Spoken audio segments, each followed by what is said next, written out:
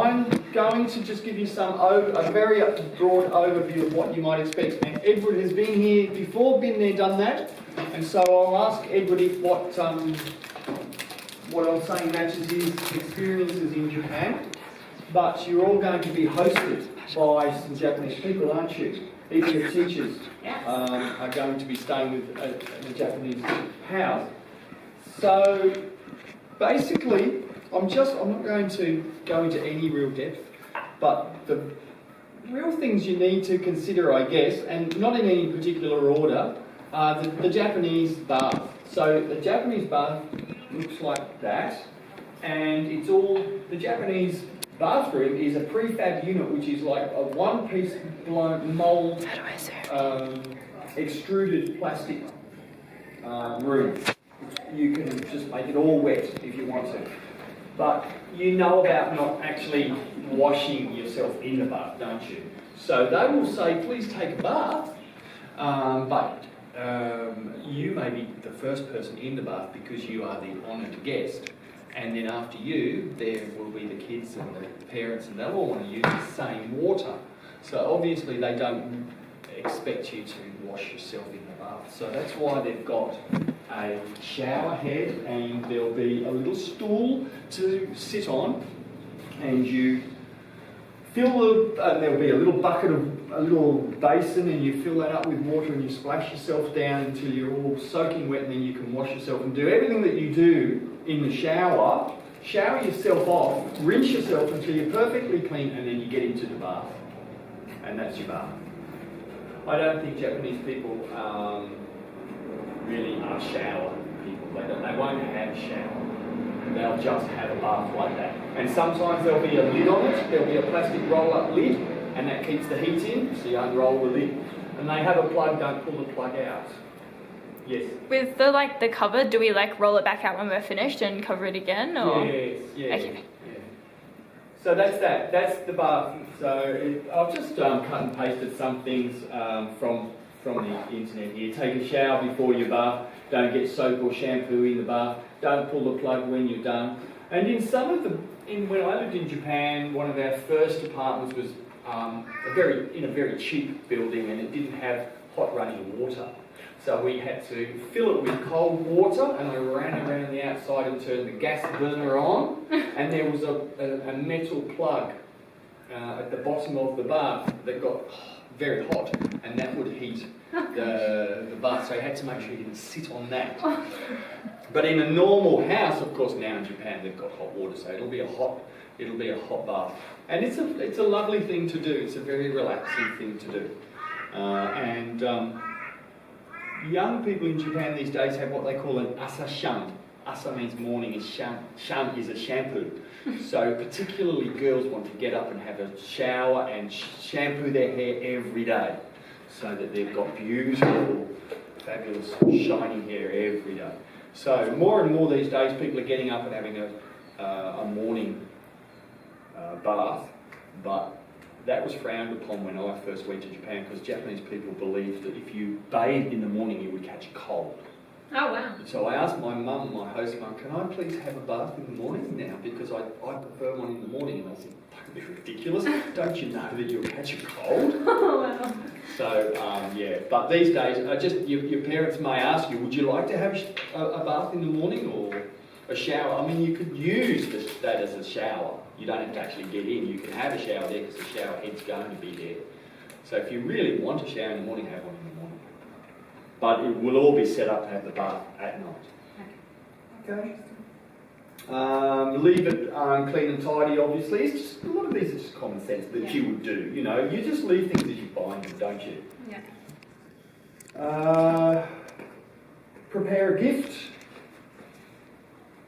I'm assuming you've just got a nice, something Australian, something from home that you've bought. It could be made from Australian timber or in a little box, or something that you've got. What did you take last time? I just brought some photos from university, but this time we have puzzles. Which you've got puzzles. That's right. Yeah.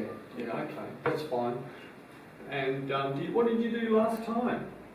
Wait, what I did? Like when you were there last in 2017, when you went to Tormore with your family, what did you give them? I gave them a photo like of a kangaroo and a platypus and a koala. Oh, okay. And framed? Yeah, framed. Yeah, okay. So that's a great idea, isn't it? Because they can put that on their mantelpiece or on their shelf or something like that. So that's something you're obviously giving a little bit of thought to. It's always a good idea. All right, so that's gift giving. Prepare a gift. Shoes off. I made that mistake when I was in Japan. First time with my host family, I was 17, I think. I'd gone to Japan for a year, and I hadn't studied Japanese. I'd just done a really short thing one weekend before I went, which was kind of some basic phrases. And I just met my host family, and I walked straight into the house with my shoes on, and they just had a fit. It's just the worst thing that you can do. It's unimaginable that you walk into someone's house without taking your shoes off. So when you go into a Japanese house, you actually step up into the house. So in the olden days, it used to be like, the samurai period, it would be a dirt entrance, and then you would step up onto the timber flooring of the house. So there's that real distinction between the ground level and actually into your house. So Japanese people are very good at sort of, they have. Did you see people in Japan have the backs of their shoes bashed down so they can just slip in and out of their shoes? They kind of step up into the house in one motion, taking their shoes off and stepping up into and the slippers will be ready for you. The slippers will be there ready for you, like that. Can you see? There's that step up there. So there'll be some slippers and a little cupboard for your shoes. So remember to do that. And also, there are toilet slippers. So you step out of your house slippers and put on some toilet slippers when you go into the toilet. Did you experience that, Edward? They didn't have... Like, they had their own slippers, but they didn't give me any. They didn't give you any? Well, hopefully this time you might have some slippers, and toilet slippers is a big thing too. You wear them when you're in the toilet. Okay. Now, the toilet experience. What was your toilet experience, Edward? Tell us more. It's all about this. Oh, I didn't have one of those toilets. Okay, so shall we start with, did you ever see one of those? I never saw one. You never saw one. They are not as common as they used to be, but that is a flush toilet. Squat toilet with the flush here. They can also have a flush handle here somewhere, I think, that you can flush with your foot. This can be very, very challenging to use for us because if you don't have to remove your skirt or your trousers, if you don't pull your trousers all the way down to below your knees and just have them here, all of your money in your pocket will fall into the toilet. So that's a rookie error. Don't do that. But Japanese people say that it is really a great way to have a toilet because you squat and it's great for the bowel. Japanese people tell you it's great for your bowels to do it that way rather than just sit on the toilet. So who knows? You may experience that. If you're at a train station, you probably will experience something like that. Toilet paper also may not be available. So always have some tissues in your bag or somewhere on you because there will be nothing worse than going to be put in that position, in that situation with no tissues. Nothing terrible. But you may experience the wonders of the modern Japanese toilet with all its fancy workings. Edward, would you like to expand on your toilet experiences with the fancy toilet? Those were the toilets which I mostly saw. You really just ignore that control panel on the right. So you really never click those buttons unless you want to.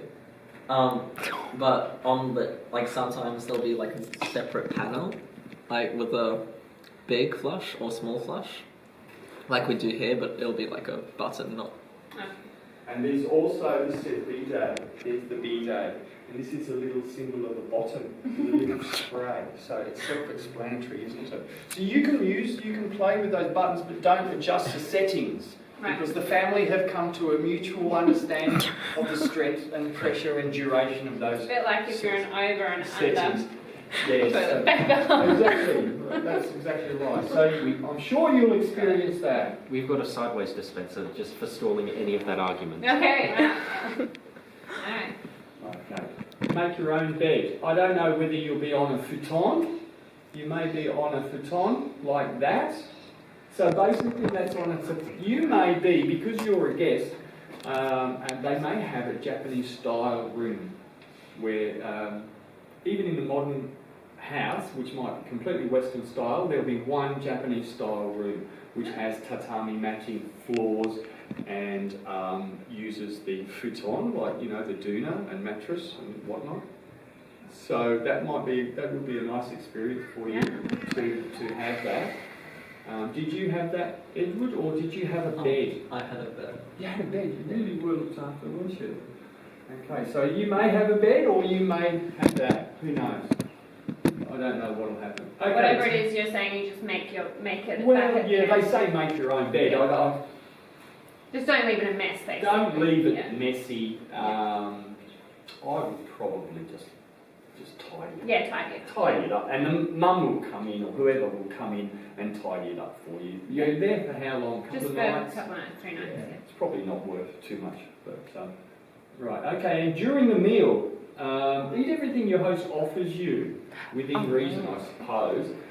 You could feign an allergy if you really had to, like if you really, you know, if it's raw fish or something like that, you could say that you really don't want to. But I've told you, okay. if you get any allergies that you have, that's Yeah. fine. They're not going to families will say, know go on, try it. Yeah. It's only a nut. I mean, how Yeah. bad could it be? You know, they're not going to say No. that. But they will expect you, because you've gone to Japan and you want a cultural experience, they're going to expect that you'll try. Yeah. I mean, we've had students that have gone to Japan, not at this school but other schools, and just refused to eat anything that they can recognise, and which was awkward for the family and unpleasant for the students. So, you know, they won't give you anything that they don't think you'll enjoy, put it that way. They'll only be giving you things that they think you'll really enjoy. So give it all a try, and there are some things that you might want to bear in mind. Slurping noodles is fine. When you have a bowl of rice or a bowl of soup, you can put it up to your mouth and you can sort of shovel it in if you want to. So slurping is fine. Lifting plates up towards you is fine. That's all good. Whatever you do, when you've finished your rice, if you put your rice bowl down, don't stick your chopsticks in like that, because that's what they do at funerals. So that's a bad thing. Alright, that's very bad. And don't pass food with your chopsticks, because they also do that with funerals with the deceased's bones after they're cremated. It's a social faux pas. Stop it. But having said that, Japanese people don't really expect non-Japanese to know that, so they're not going to be offended if you do that. So when you finish with the chopsticks, just put them Just- across the you bottom.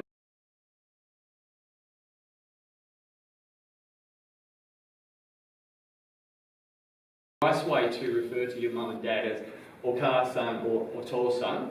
Yeah. But at the very least, I guess you would use their surname and son. Okay. Thank you. I really can't give you any advice on what to say for various situations. But if you can only remember one word for the meals,